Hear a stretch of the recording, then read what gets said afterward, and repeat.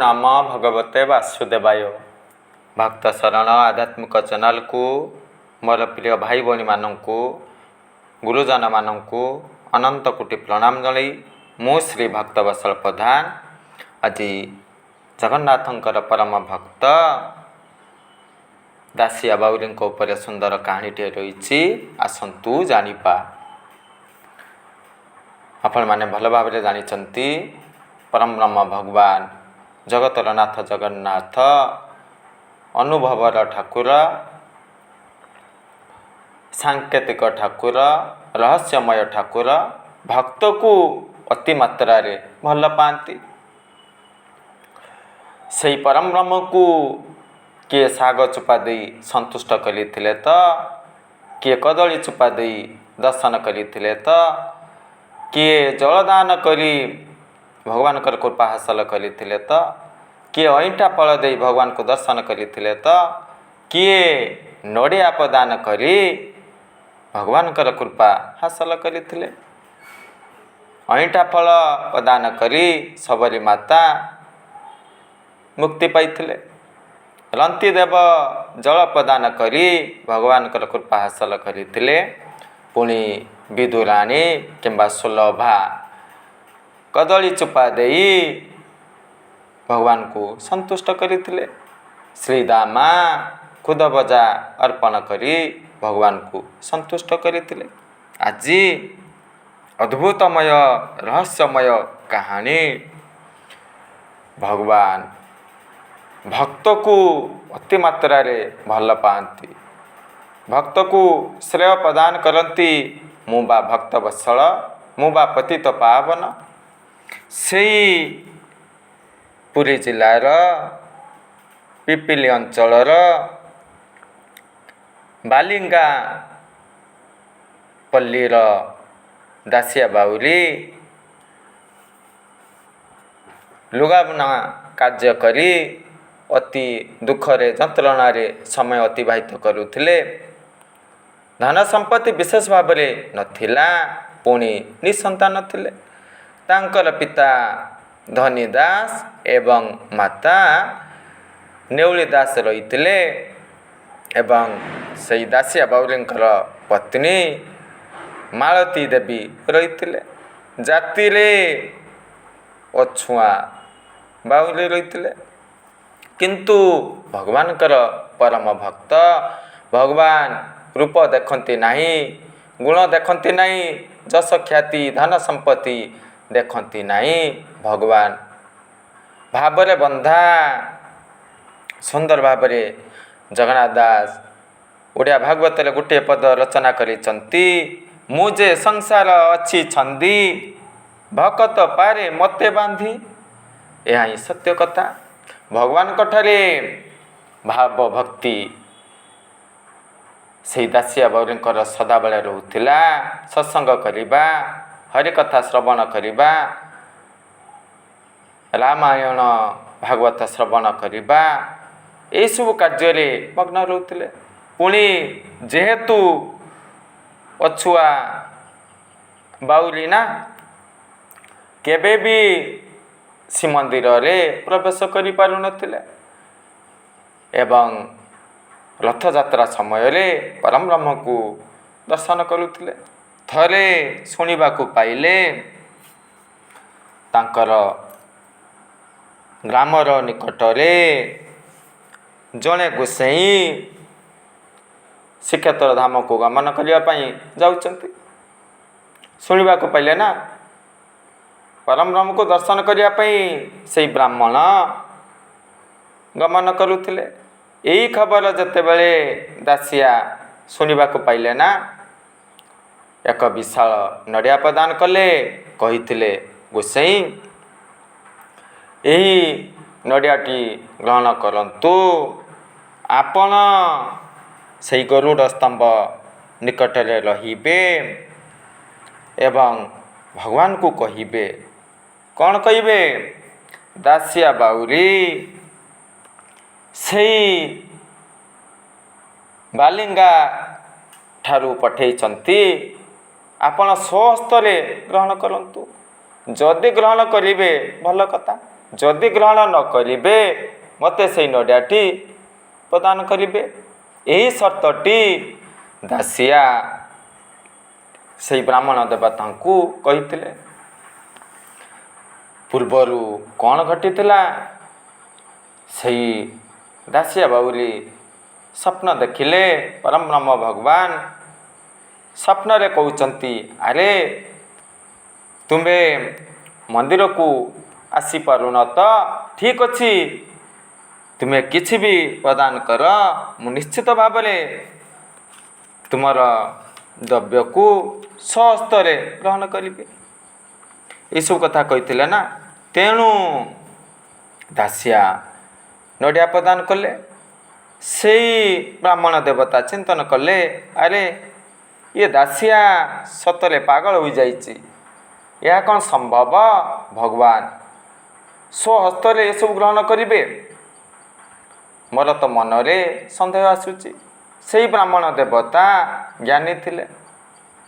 ବିଶେଷ ଭାବରେ ଭଗବାନଙ୍କଠାରେ ଅତୁଟ ଭାବ ଭକ୍ତି ବିଶ୍ୱାସ ନଥିଲା।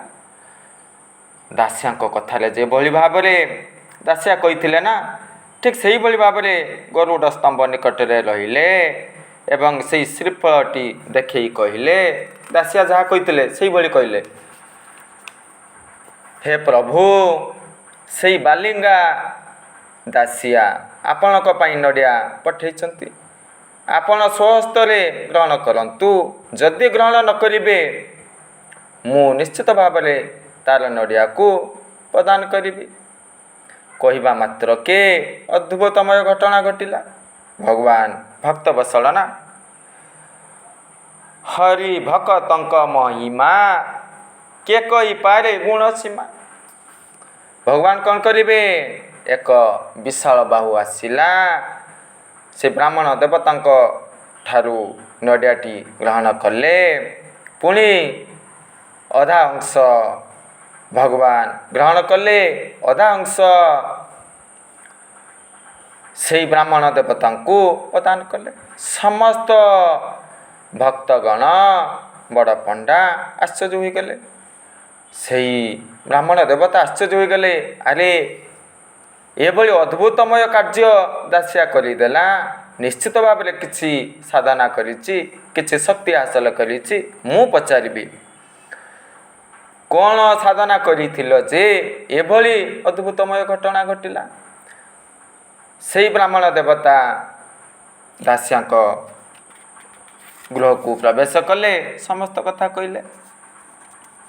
ଦାସିଆ ଶୁଣିଲେ ଏବଂ ସୁନ୍ଦର ଭାବରେ କହିଥିଲେ, ଠିକ୍ ଅଛି, ମୁଁ ସେମିତି କିଛି ଶକ୍ତି ହାସଲ କରିନାହିଁ, ବିଶେଷ ଭାବରେ ମୋର ଜ୍ଞାନ ନାହିଁ, କିନ୍ତୁ ତୁମକୁ ଦୁଇଟି କାର୍ଯ୍ୟ କରିବାକୁ ପଡ଼ିବ।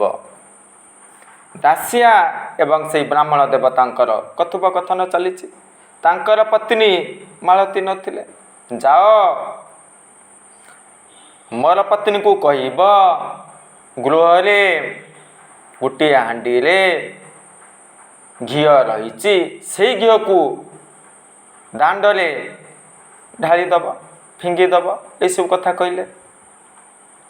ତାପରେ କ'ଣ ଘଟୁଛି ମୋତେ ଆସି କହିବ। ସେଇ ବ୍ରାହ୍ମଣ ଦେବତା ଗଲେ ଏବଂ ଦାସିଆଙ୍କର ପତ୍ନୀ ମାଳତୀଙ୍କୁ ସାକ୍ଷାତ କଲେ। ତୁମର ପତିଦେବ ମୋ ଦ୍ୱାରା କହିଛନ୍ତି ଗୃହରେ ରହିଥିବା ଘିଅକୁ ଦାଣ୍ଡରେ ଫିଙ୍ଗି ଦିଅ। ସେଇ ମାଳତୀ କ'ଣ କହିବେ? ମୋର ପତିଦେବ କହିଛନ୍ତି ତ? ବ୍ରାହ୍ମଣ ଦେବତା କହିଲେ, ହଁ। ସେଇ ପତ୍ନୀ କ'ଣ କରିବେ? ଘିଅ ହାଣ୍ଡି ଆଣିଲେ, ସମସ୍ତ ଘିଅ ଫିଙ୍ଗିଦେଲେ। ଏହି ଦୃଶ୍ୟ ଦେଖିଲେ ଏବଂ ସେଇ ବ୍ରାହ୍ମଣ ଦେବତା ଦାସିଆଙ୍କ ନିକଟକୁ ଗଲେ, ସମସ୍ତ କଥା କହିଲେ। କ'ଣ ଘଟିଥିଲା? ଦାସିଆ ପଚାରିଲେ ନା, ହଁ, ମୁଁ ଯେତେବେଳେ କହିଥିଲି ଯେ ତୁମର ପତିଦେବ ଏଇ ଘିଅ ହାଣ୍ଡିକୁ ଫିଙ୍ଗିବାକୁ କହିଛନ୍ତି, ଶୁଣିବା ମାତ୍ରକେ କିଛି ବି ପ୍ରଶ୍ନ ପଚାରି ନଥିଲେ। କ'ଣ ପାଇଁ କହିଲେ? କାହିଁକି ମୁଁ ନଷ୍ଟ କରିବି?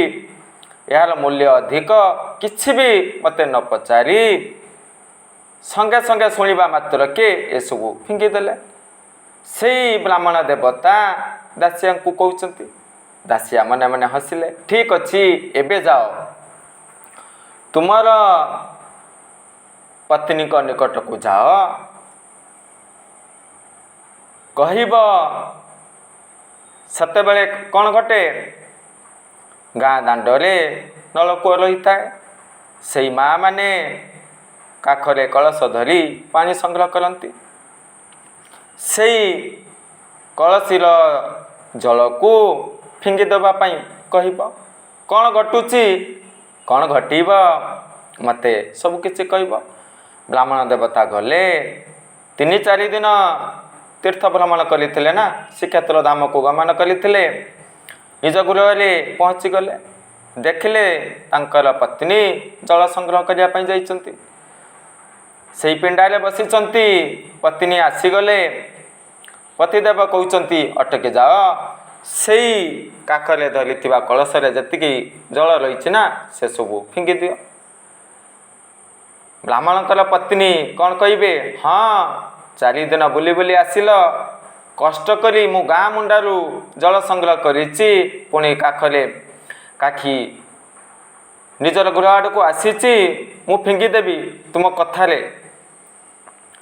ତୁମେ ବା ଜାଣିପାରିବ କେତେ କଷ୍ଟ ହେଉଛି, ଜଳ ସଂଗ୍ରହ କରିବାରେ କେତେ ଯେ କଷ୍ଟ ହେଉଛି, ତୁମେ କ'ଣ ଜାଣିଛ? ବୁଲି ବୁଲି ଆସିଲ, ପୁଣି ଜଳ ଫିଙ୍ଗି ଦେବା ପାଇଁ କହୁଛ? ଏସବୁ କହି ଗାଳି ଦେଲେ। ତାପରେ ସେଇ ବ୍ରାହ୍ମଣ ଦେବତା କ'ଣ କହିବେ? ଦାସିଆଙ୍କ ନିକଟକୁ ଗଲେ, ସମସ୍ତ କଥା କହିଲେ। ଠିକ୍ ଏହି ସମୟରେ ଦାସିଆ ସୁନ୍ଦର ଭାବରେ କହୁଛନ୍ତି, ଏବେ ଜାଣିପାରିଲ ତ କାହିଁକି ମୋ କ୍ଷେତ୍ରରେ ଏସବୁ ଘଟିଲା, ଆପଣଙ୍କ କ୍ଷେତ୍ରରେ ଏସବୁ ଘଟୁନାହିଁ। ସୁକର୍ମେ ସାଧୁ ସଙ୍ଗ ପାଇ, କୁକର୍ମେ ଅସାଧୁ ମିଳଇ। ଅର୍ଥାତ୍ ମୁଁ ଏବଂ ମୋର ପତ୍ନୀ ସତ୍ୱଗୁଣକୁ ଧାରଣ ରଖିଛେ, ଈଶ୍ୱରଙ୍କଠାରେ ଭାବଭକ୍ତି ରଖିଛେ, ପୁଣି ସଂସାରମୁଖୀ କଦାପି ହେବା ପାଇଁ ଚେଷ୍ଟା କରିନେ। ଏବଂ ମୋର ପତ୍ନୀ କ'ଣ ଚିନ୍ତନ କଲେ?